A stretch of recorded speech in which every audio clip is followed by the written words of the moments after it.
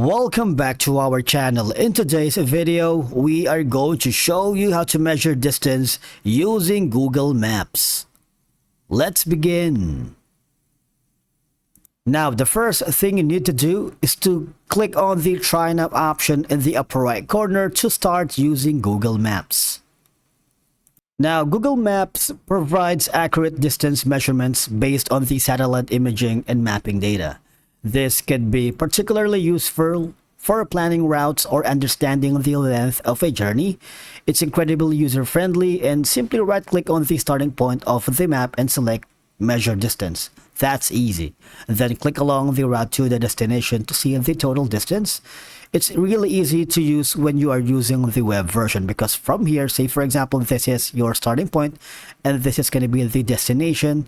As you can see, you already have an idea of how long will it take you to go there. It would take you like 80 minutes from the Central Park West, and via the Madison Avenue and Central Park West, it'll take you like 80 minutes and 2.3 miles. All right.